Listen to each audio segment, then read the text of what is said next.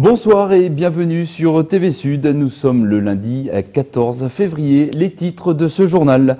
Le bras de fer entre les opposants et la mairie continue. L'abattage des arbres du centre-ville a de nouveau été arrêté ce matin. La Maison Carrée s'est fait un petit lifting. Les travaux de restauration du temple romain ont duré 6 ans. Hand, foot, rugby, nous reviendrons sur tous les résultats sportifs du week-end. Et la manade Loussambiou se met à nu pour la Saint-Valentin. Après avoir obtenu le permis d'aménagement, l'abattage des arbres boulevard Gambetta aurait dû reprendre aujourd'hui.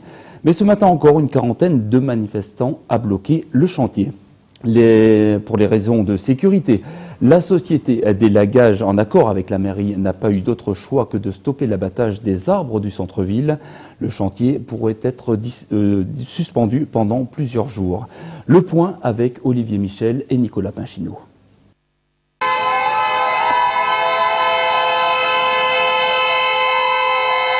Présent dès 6 heures et soutenu par de nombreux klaxons, les opposants à l'arrachage des micoucouliers ont ce matin obtenu gain de cause. À 10h30, l'entreprise Roux, côté jardin, en charge de l'arrachage, a reçu l'ordre de lever le camp. On arrête le chantier, on s'en va. C'est-à-dire le chantier suspendu? Pas suspendu, arrêté. Pour quelle durée? Je ne sais pas. Je ne sais pas. Malgré la présentation par le maire vendredi du permis d'aménager, le feuilleton nîmois se poursuit. Il faut dire que les opposants ont ce matin déposé un nouveau recours au tribunal administratif. L'abattage de ces arbres reste illégal. Les papiers officiels que l'on nous montre sont illégaux. Donc notre présence est tout à fait justifiée. Parce que le problème, c'est que quand ces arbres seront coupés, même si la justice nous donne raison, ces arbres ne seront plus là. La période d'arrêt du chantier n'a pas été communiquée. Il pourrait s'agir d'au moins une semaine. Les opposants vont rester vigilants. Très satisfaite, heureuse, magnifique. Je embrasserai tous les arbres de la ville. Nous, c'est ce qu'on souhaite, c'est qu'elles ne puissent pas travailler. Donc on continue et on informe, on continue à informer les citoyens nîmois. Voilà. Des manifestants qui sont sur tous les fronts. Ce week-end déjà, les opposants à l'abattage des arbres se sont fait entendre. Une petite centaine d'entre eux a perturbé l'inauguration des travaux de restauration de la Maison Carrée. On écoute les manifestants au micro de Nicolas Pinchino. C'était samedi matin.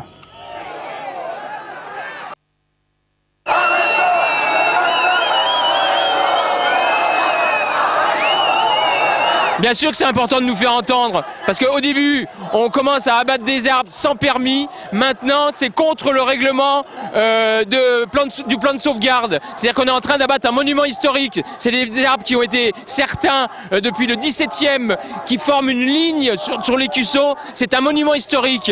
Le permis d'aménager qui a été signé à la hâte, à savoir 2 jours après le jugement, parce que le jugement a été rendu le 8 et le permis a été signé le 10, que ce permis-là est encore entaché d'illégalité et qu'il ne respecte pas les réserves qui ont été mises par M. Dreyfus au titre de l'aménagement. Et le succès de cette manifestation, qui pour M. Fournier était, selon ses dires, quelques groupuscules et quelques petits excités, montre bien qu'il y a une prise de conscience générale sur le patrimoine de notre commune et l'histoire de notre commune.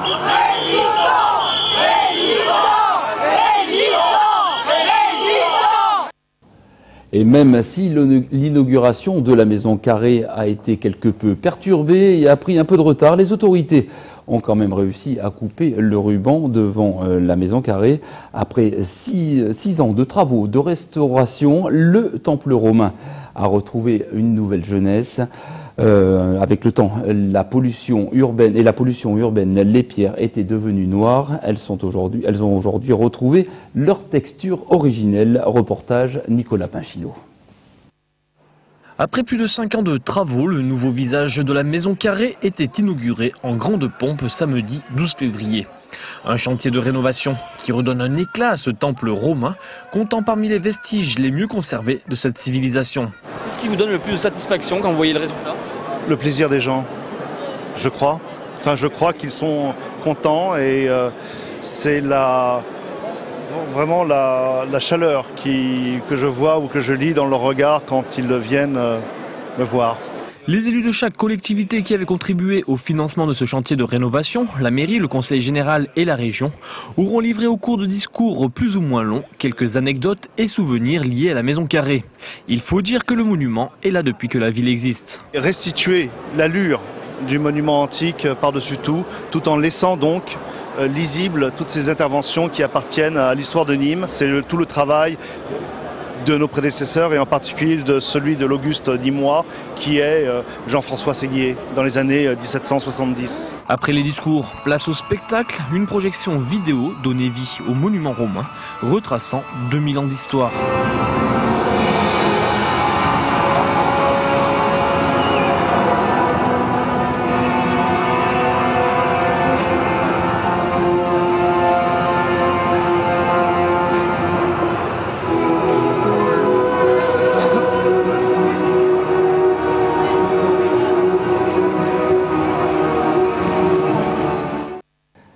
En bref, les magistrats sont toujours en grève après les propos de Nicolas Sarkozy qui avait affirmé des dysfonctionnements graves des services de police et de la justice dans l'affaire Laetitia. Les audiences non urgentes ont été reportées jusqu'à au moins mercredi. Les magistrats doivent se réunir en assemblée générale mercredi matin. Et ce fait divers, vendredi soir, au chemin Bain, un conducteur de bus du réseau Tango a été agressé et frappé par deux hommes. L'un des deux agresseurs a été écroué samedi, activement recherché. Le deuxième homme mis en cause est finalement rendu en début d'après-midi à la police. Et c'est parti pour les élections cantonales, avec aujourd'hui l'ouverture du dépôt des candidatures pour le premier tour. Les candidats ont jusqu'au 21 février pour se présenter à la préfecture. Les élections cantonales auront lieu cette année les 20 et 27 mars prochains. Les élections cantonales permettent d'élire la moitié des conseillers généraux du département. Dans le Gard, cette année, 46 cantons sont à renouveler. Une fois élus, les conseillers généraux siégeront au conseil général.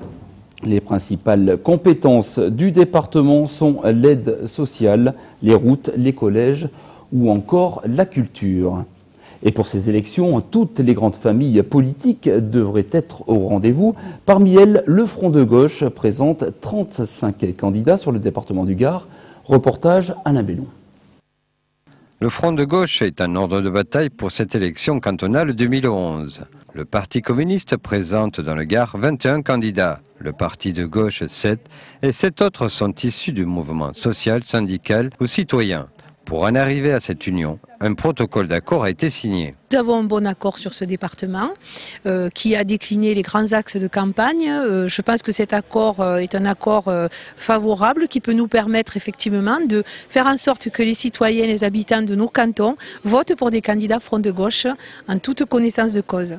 Nous avons signé un accord cadre départemental qui organise un petit peu la campagne, qui organise les grands actes, qui prévoit que nous constituerons au Conseil général demain un groupe Front de gauche dans la volonté de peser plus qu'aujourd'hui, peser et d'être un groupe de combat dans ce Conseil général pour ancrer vraiment sa politique encore plus à gauche qu'aujourd'hui, dans la perspective d'aider le Conseil général à résister aux politiques de droite, qui soient un point d'ancrage à cette résistance nécessaire à tout ce que la droite est en train de tricoter, notamment en termes de protection sociale et de solidarité. Comme vous le savez, la solidarité, c'est une des activités essentielles du Conseil général. L'abstention peut marquer cette élection cantonale.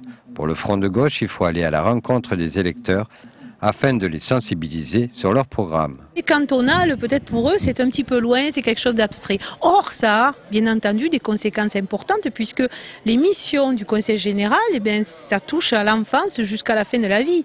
Cette campagne, elle démarre surtout sur le terrain, essentiellement sous la forme du porte-à-porte et de la distribution de textes argumentés, parce que c'est un débat que nous souhaitons. Et nous pensons que dans cette campagne, où on nous promet une abstention record, il faut aller au contact de nos concitoyens, maison par maison, les rencontrer. Le 2 mars, le Front de gauche organisera à Nîmes un forum où tous les leaders de partis, comme Jean-Luc Mélenchon du Parti de gauche, Pierre Laurent du Parti communiste et Christian Piquet de la gauche unitaire, devraient être présents. Et on passe au sport à présent. Hand féminin, hand masculin et football sont au programme de cette Minute Sport. Regardez. Et on ouvre cette page sport avec une nouvelle victoire du HBCN. Les Nîmoises se sont imposées en huitième de finale, match retour de la Coupe d'Europe, 27-19. Les Nîmoises ont remporté leur deuxième match consécutif contre les Néerlandaises de Dalsen samedi soir au Parnasse. Et même si l'entame du match a été plutôt en faveur du Pays-Bas, les filles de Manuela Elie ont vite renversé la vapeur grâce notamment à Katharina Bralo qui arrêtera pas moins de 17 buts dans cette partie. Ça a été un match dur au niveau de l'engagement physique, ça a été très agressif. On a répondu présente, le résultat est là, la qualif est là et puis moi j'ai retrouvé quelques sensations donc c'est top. Le HBCN est donc qualifié pour les quarts de finale de la Coupe d'Europe. Les Nîmoises enchaînent les matchs. Elles seront de retour sur le parquet du Parnasse mercredi. Les filles reçoivent l'équipe de Besançon, championnat de France de première division. Les garçons de l'USAM ont eu moins de chance. Ils se sont une nouvelle fois inclinés à Istres d'un petit but, 32-31. Pourtant, l'équipe de Laurent Pusségur a dominé la rencontre en allant même jusqu'à prendre un avantage confortable en fin de première mi-temps avec 6 buts d'avance. Je suis vraiment triste pour les joueurs. On se bat, hein, je vous assure qu'on se bat. Et ça fait 6 matchs qu'on joue et 6 matchs qu'on perd d'un ou deux buts sur les Money Time. L'USAM est toujours lanterne rouge du championnat de première division avec 0 victoire au compteur. Punition pour les Crocos, rien ne va plus au Nîmes Olympique. Samedi, les joueurs de Noël Tosi se sont inclinés 2-0 à domicile face à Dijon. C'est la 3e défaite consécutive pour les Nîmois. L'équipe de Noël Tosi se retrouve 15e au classement avec seulement 27 points. Il nous reste 15 matchs, on a un objectif qui est le maintien. On ne va pas se mettre la rate au courbouillon chaque fois qu'on va perdre un match. On sait qu'il faut aller chercher ces 6 victoires. Pour se maintenir, on ira chercher 6 victoires sur 15. Qu'on se remobilise et qu'on aille de l'avant, parce que là, la situation commence à être dangereuse. En rugby, le RCNG était acéré ce week-end et les Nîmois reviennent avec le nul, 20 partout, peu de changements au classement. Nîmes reste leader devant Agde et Serré. Un mot de handball féminin, deuxième division, l'équipe de Bouillargues s'est imposée samedi à domicile 27-20 contre la Motte Servoldex. Bouillargues se retrouve 10e au classement. Et on termine cette édition avec la Saint-Valentin. En France, la fête des amoureux est en perte de vitesse, surtout si l'on compare les Français et les Américains. Là où 59% des Français se disent prêts à dépenser entre 20 et 40 euros, les Américains devraient dépenser 2 fois plus pour faire plaisir à leurs partenaires. Si les fleurs et les dîners au restaurant ont la cote en France, outre-Atlantique, les amoureux n'hésitent pas à offrir des bijoux ou un voyage. Alors si vous n'avez pas encore d'idée bien précise, il vous reste encore peut-être une chance de séduire votre conjoint en lui offrant le calendrier Saint-Valentin de la manade Loussambiou. Les explications, Nicolas Pinchino. Des fleurs, du parfum, du chocolat, des sous-vêtements, voilà les cadeaux phares de la Saint-Valentin. Mais en Camargue, une bande d'irréductibles gardiens a décidé de se mettre à nu pour présenter un calendrier très particulier. On essaye de promouvoir les traditions camarguaises de manière ludique et décalée, très décalée. Un calendrier de Saint-Valentin qui va donc de février à février et qui cette année présente la vie à la manade. Ainsi, l'hiver c'est le travail en pays qui est mis en avant, puis quand arrivent les beaux jours, on les retrouve dans les villages pour les abrivades.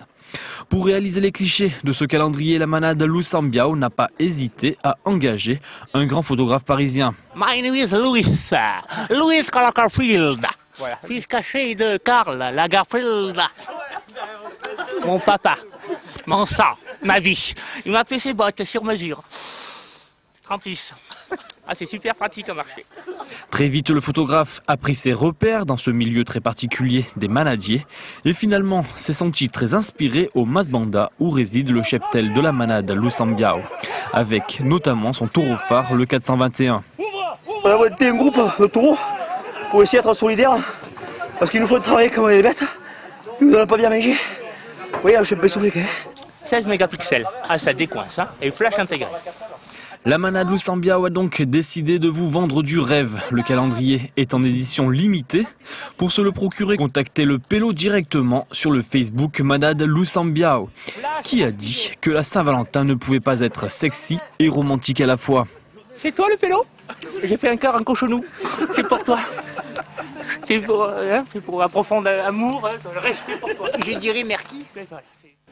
Allez, vive la Saint-Valentin. Et c'est la fin de cette édition. Merci de votre attention. À suivre Sport Sud, présenté par Christophe G.